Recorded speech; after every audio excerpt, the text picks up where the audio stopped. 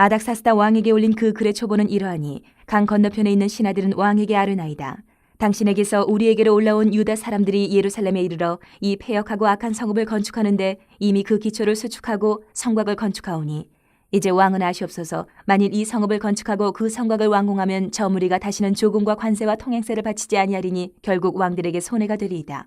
우리가 이제 왕궁의 소금을 먹음으로 왕이 수치당함을 참아보지 못하여 사람을 보내어 왕에게 아뢰오니 왕은 조상들의 사기를 살펴보시면 그 사기에서 이 성읍은 패역한 성읍이라 예로부터 그 중에서 항상 반역하는 일을 행하여 왕들과 각도에 손해된 것을 보시고 아실지라 이 성읍이 무너짐도 이 때문이니이다. 이제 감히 왕에게 아뢰오니 이 성읍이 중건되어 성곽이 준공되면 이로 말미암아 왕의 강 건너편 영지가 없어지리이다 하였더라.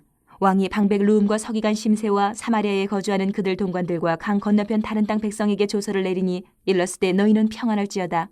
너희가 올린 글을 내 앞에서 낭독시키고 명령하여 살펴보니 과연 이 성읍이 예로부터 왕들을 거역하며 그 중에서 항상 패역하고 반역하는 일을 행하였으며 옛적에는 예루살렘을 다스리는 큰 군왕들이 있어서 강 건너편 모든 땅이 그들에게 조공과 관세와 통행세를 다 바쳤도다. 이제 너희는 명령을 전하여 그 사람들에게 공사를 그치게 하여 그 성을 건축하지 못하게 하고 내가 다시 조서 내리기를 기다리라. 너희는 삼가서 이 일에 게으르지 말라. 어찌하여 화를 더하여 왕들에게 손해가 되게 하려 하였더라. 아닥사스다 왕의 조서 초본이 루훔과 서기관 심세와 그의 동료 앞에서 낭독되매 그들이 예루살렘으로 급히 가서 유다 사람들을 보고 권력으로 억제하여 그 공사를 그치게 하니 이에 예루살렘에서 하나님의 성전 공사가 바사왕 다리오 제2년까지 중단되니라. 주님께서는 우리 교회를 세상의 빛과 소금이다 이렇게 말씀하시면서 교회에게 타락한 세상에서 진리를 따라서 살아가야 된다 이렇게 명령을 하셨어요. 교회가 등불인 겁니다. 그런데 세상은 그런 교회를 지금까지 역사를 살펴보면 가만히 두지를 않았어요. 왜 그럴까를 우리가 한번 살펴봐야 됩니다. 세상이 왜 교회를 가만히 두지 않고 계속 핍박하고 가로막고 방해하고 있었을까? 오늘 본문에서 그 모습들을 우리가 살펴볼 수 있습니다. 오늘 먼저 말씀을 보면 11절부터 16절을 보면 바사의 관리들은 아닥사스다 왕한테 상소를 올렸습니다. 그 내용은 왕의 포로로 있다가 예루살렘으로 올라온 사람들이 예루살렘 성을 완공하고 나면 이제 왕에게 아무런 세금도 내지 않고 자기 마음대로 살면서 왕에게 손해를 입힐 겁니다. 왕에게 수치가 됩니다. 이렇게 상소문을 올렸습니다. 더군다나 이곳은 예전부터 반역을 일삼던 곳입니다. 그래서 이들이 성을 회복하면 왕에게 피해가 갈 겁니다. 이렇게 하면서 성벽 공사를 막기 위해서 온갖 애를 씁니다. 여러분, 거짓의 사람들은요 100% 거짓을 말하지 않아요. 사실에다가 거짓을 섞어가지고 구분을 못하게 만들어버려요. 사실도 있고 거짓도 있고 섞어요. 미혹시키는 거예요. 얼핏 들으면 맞는 말 같아요. 이처럼 세상은 교회가 거룩함을 드러낼수록 자신들이 손해를 입는다라고 생각하기 때문에 교회를 가만두지 않습니다. 자신의 욕심을 따라서 살아가는 사람들에게는 하나님의 거룩함이 방해가 되는 거예요. 자기 욕심대로 살지 못하게 하니까. 하지만 하나님께서는 이스라엘이 그분을 섬기지 않고 개인 유익을 쫓아갈 때 징계를 하시고 하나님의 백성으로 거룩함을 회복하게 하시는 거예요. 그들에게 주신 계획이 있잖아요. 택한 백성, 제사장 나라. 그 사명을 다 감당하게 하시려고 이렇게 하시는 거예요. 그런데 세상은 이런 모습을 저렇게 되면 우리한테는 손해야 라고 여기고 막으려고 하는 거예요. 교회가 커지면 세상은 방해를 합니다. 교회가 힘을 쓰면 세상은 막으려고 해요. 왜? 자기에게 손해가 된다고 생각합니다. 자기들도 하나님께 돌아오는 기회가 될 수 있는데 깨닫지 못하는 거예요. 여러분, 우리 교회도 마찬가지입니다. 제사장 나라 사명을 잘 감당하면 세상의 중상모략에 빠질 수밖에 없어요. 그렇게 됩니다. 그럴 때 그거를 이상하게 여기지 마십시오. 우리가 열심히 잘하고 구제도 하고 선교도 하고 섬기는데 왜 저러지? 그렇게 여길 필요가 없어요. 그냥 받아들이시면 돼요. 왜? 우리 사명이기 때문에. 세상은 오해하고 있다. 그걸 생각하십니다. 상소문이 올라갔습니다. 17절부터 22절을 보면 이 상소문을 아닥사스다 왕이 받았어요. 읽어봅니다. 그들의 이스라엘을 대적하는 사람들의 그 상소문에 설득에 넘어가 버렸어요. 이 아닥사스다 왕이. 그래서 조서를 내립니다. 그들이 원하는 대로, 이스라엘이 원하는 대로 성을 건축하지 못하게 하라는 명령을 조서로 써서 하달을 해요. 왜?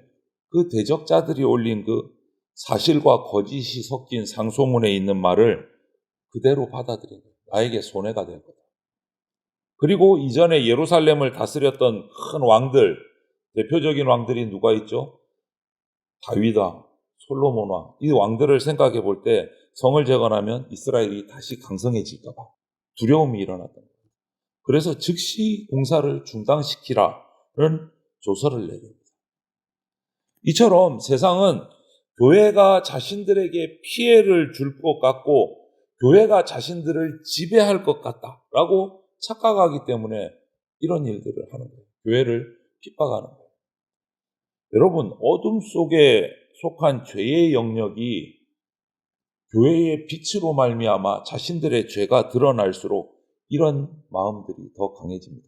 내 욕심대로 내가 지배해야 되는데 교회가 빛을 밝히면 자기의 욕심이 드러나니까 덮는 거예요.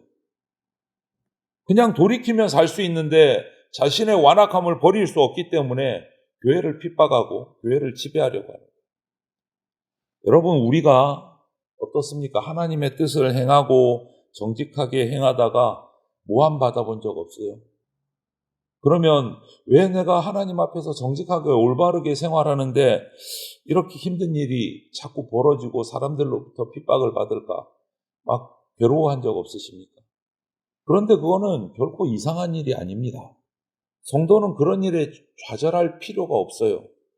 주님은 우리를 구원하시기 위해 온갖 모함과 핍박을 다 당하셨습니다. 십자가에 달려서 죽기까지 하셨습니다. 그분의 희생과 사랑 아니었으면 우리는 이런 생명을 얻지도 못했어요.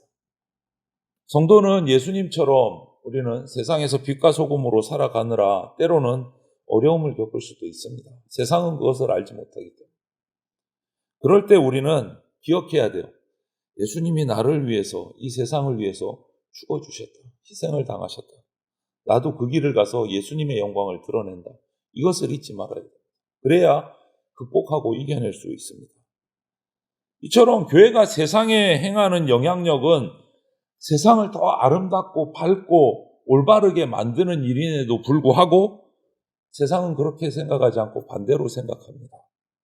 그리고 세상의 방식으로 교회 앞에 대처를 해요. 그러면 세상의 방식은 뭘까? 23절, 24절을 보면 자신의 힘으로 누르는 겁니다. 세상의 방식. 권력으로 누르는 거예요. 자신이 가진 권세, 무력을 사용합니다.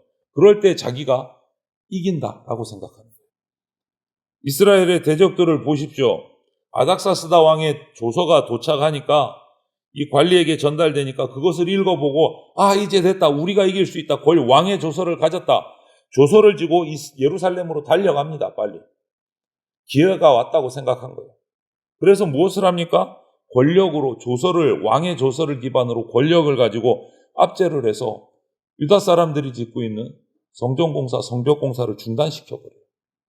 세상은 교회가 하는 일에 이런 오해를 하기 때문에 그것을 막으려고 자신들이 가지고 있는 모든 힘을 다 사용합니다. 권력도 무력도 다 사용해요. 그게 세상의 방식이에요. 세상이 바라는 승리가 뭡니까, 여러분? 높은 자리에 올라서 자기를 드러내고 그 힘을 가지고 재산을 모아들이고 과시하고 이것이 승리라고 생각을 해요. 세상적인 승리. 누구의 통제도 받지 않고 자기가 최고가 돼서 자기 마음대로 사는 것, 이게 성공이라고 생각해요. 그런데 여러분 한 번만 더 생각해 보면 그렇지 않아요. 정반대예요. 바로 이런 것 때문에 우리 사람이 죄인으로 전락했다. 그 탐심 때문에, 그 욕심 때문에 죄인이 됐어요. 성공한 게 아니고 망한 거예요. 이것을 깨닫지 못하면 계속해서 육신의 정욕, 육신의 자랑, 이 생의 그 정욕 가지고 살아가는 거예요. 하나님의 구원을 거부하면서 살아가는 거예요. 그 끝은 사망일 뿐이에요. 교회는 이 사실을 너무너무 잘 알기 때문에, 성도는 그것을 너무 잘 알기 때문에 힘으로 권력으로 제압하려는 세상을 향해서 우리는 예수 그리스도의 십자가가 드러나도록 겸손과 온유함으로 살아가야 돼요. 그들을 품어야 돼요. 오히려 그들은 우리를 핍박하지만 우리는 세상을 품어야 돼요. 예수님의 사랑으로. 왜? 그것이 진짜 승리라는 걸 알기 때문에. 우리는 그래서 이 일을 포기할 수가 없는 겁니다. 그들은 자신들이 승리했다고 왕의 조서를 받아가지고 이제 성벽공사를 막았으니까 승리했다고 자축했을지 모릅니다. 하지만 이거는 천만의 말씀이죠. 이스라엘을 붙들고 계신 하나님은 천지를 창조하신 분이세요. 당신의 섭리하신 뜻과 때가 있어서 지금 성전공사가 중단되는 것을 허락하셨지만 오늘 결국은 훗날 이 성전은 다시 재건됩니다. 오늘 본문 끝에 뭐라고 되어 있습니까? 완전히 중단된 게 아니에요.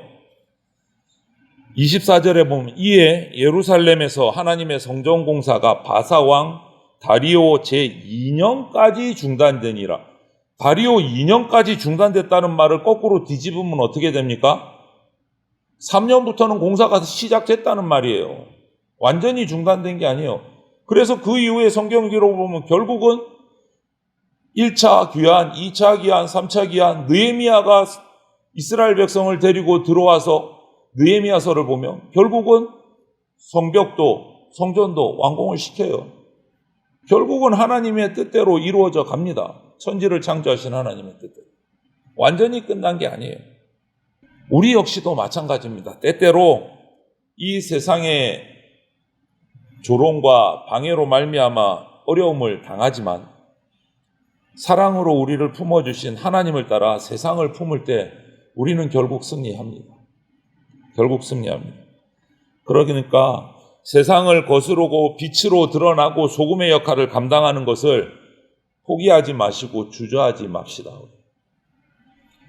세상의 모함, 무력 행사 힘들 수도 있습니다. 하지만 인내해야 합니다. 왜? 하나님이 뜻이 있기 때문에 결국 어둠은 물러갈 수밖에 없고 주님은 승리하실 것을 우리는 알고 있기 때문에 버텨내야 되고 인내해야 합니다. 오늘 이 하루도 살아가실 때 이 어리석고 완악한 세상을 예수 그리스도의 사랑으로 품고 결국 승리하시는 주님과 함께 승리하는 복된 백성들, 그런 삶을 살아가는 저와 여러분들이 다 되시기를 주님의 이름으로 축원을 드립니다. 아멘.